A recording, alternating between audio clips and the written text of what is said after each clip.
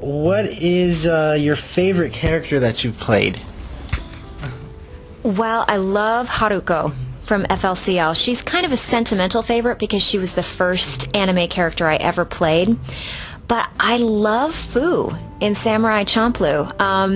I love that she's constantly eating because I am constantly eating, and I think that I have sung the Fat Fu song many times in my day-to-day life, so it was just so funny to see this kind of dorky, sweet, cute character that can really pack away the food. What do you think it takes to make a good, dub voice actor? As far as being a good dub actor, I think being flexible and just really being open to the process is important, because some Japanese clients want to create the American product as close to the original Japanese as possible, whereas other times they bring you in for an anime show and they say, we just really want to kind of start fresh and jump off and make this for an American audience. So just being really flexible and creative and willing to kind of explore the characters is really important. And I think having a good director and a good script writer or adapter is also incredibly helpful, because then they can kind of help shape the project and hopefully stay true to the original as much as possible. There's some fans actually listen to my show that really prefer the original Japanese voice tracks with subtitles, and they will not, some of them say, I will refuse to watch a dub. They really don't like dubs. I just wanted to know your thoughts on that. So I think the great thing is it used to be a really big issue because they only released certain shows in English. But I think now it's a non-issue, because if you really like just watching the original Japanese with the subtitles, that's great. Usually now on the DVDs they've got both. I think that it's important that they air them on mainstream TV in English, because it brings in people that aren't familiar with anime and maybe, creates a new fan base.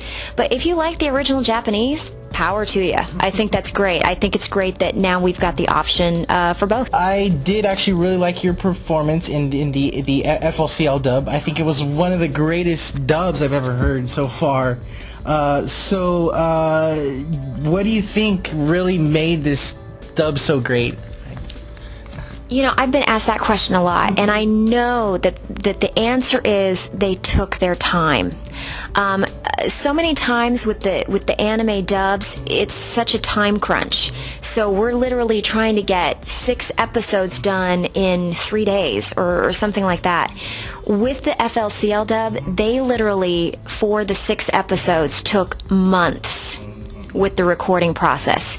And so they had the time to get just what they wanted from the dub, and I think that shows in the quality, because humbly speaking, I think it turned out okay. I've known you've done a lot of anime, but you've also done a lot of American animation as well. And do you think there's a place for American animation for, I guess, more serious and mature stories, and not just like The Simpsons or Family Guy or everything, that basically adult animation seems to be right now in America? Do you think there's a place for that in American animation, like anime? So that is a great question, and I do think that there's a place for it. Culturally, I think that the United States has always been a country where cartoons are associated with children, and it's only in recent years that that's starting to change.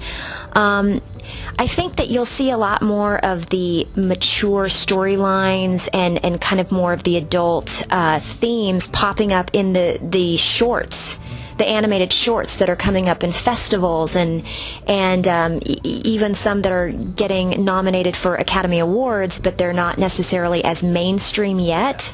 So I definitely think there's a place for that. I think it's just going to take a little bit more time.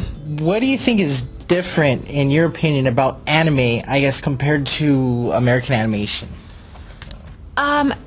A lot of just what we were talking about. I think anime is not afraid to address very dark things. Anime is not afraid to address very adult issues, and not just from a relationship standpoint, but even when we were working on Steam Boy, the animated movie, and it was talking about technology and its place in society and all of these really deep themes, but it's a cartoon. Yeah. So that's one of the things that really draws me to it, that it talks about some very heavy subjects through animation. But also, I like that they experiment with different art styles, and sometimes visually, the anime artwork is just stunning.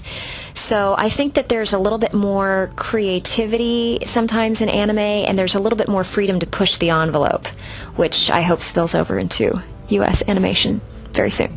Hey guys, this is Kari Wahlgren, and you are listening to Anime Genesis. Don't go anywhere.